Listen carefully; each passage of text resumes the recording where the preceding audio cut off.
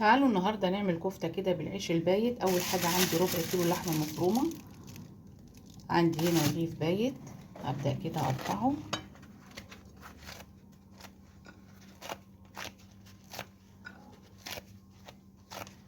ده بدل البقسماط، يعني انت لو ما عندكيش بقسماط ممكن تستعملي العيش البايت ده وما بيبانش خالص في الكفته.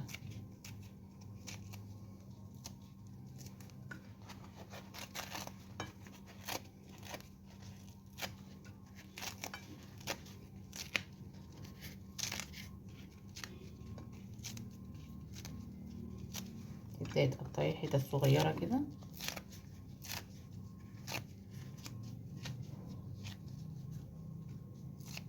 عندي هنا بقى كده طبق كبير شويه احط فيه العيش،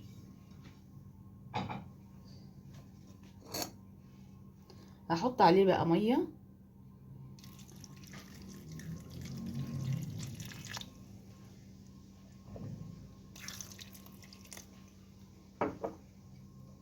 هسيبه بقى كده في الميه لغايه ما يطرى، وبعد كده اعصره من الميه احطه على اللحم.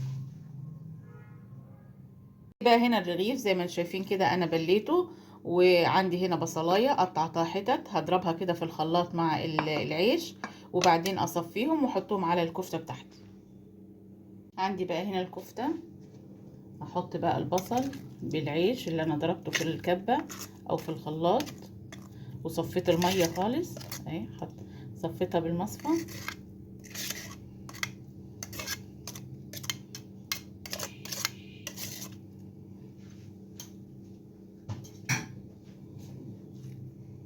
عندي بيضايه،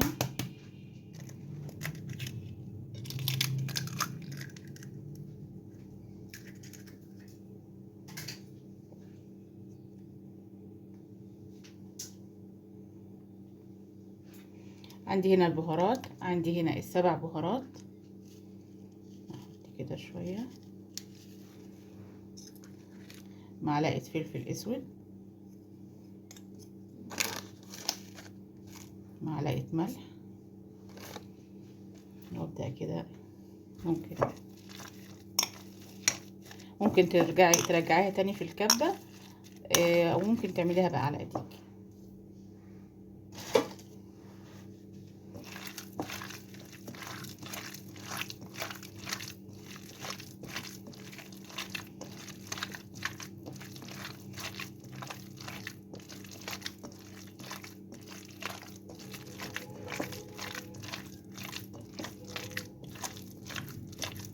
بتريحيها شويه وبعد كده تصبعيها.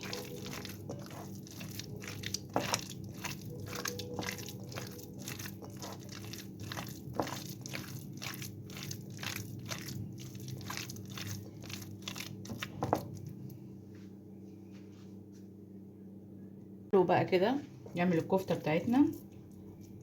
انا هعملها كده دواير او كور، عايزه تعملها صوابع اللي انت عايزاه.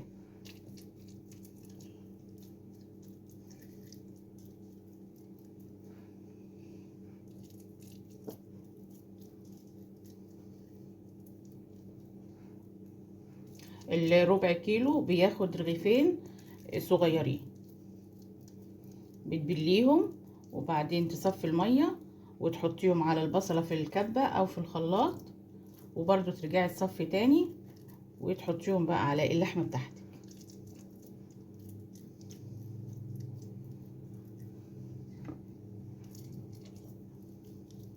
هكمل بقى. انا بقى كده طلعت الكفته، العيش مش باين فيها خالص، وحجمها زي ما هو ما خستش. جربيها وان شاء الله هتعجبك، وبألف هنا، والسلام عليكم ورحمه الله وبركاته.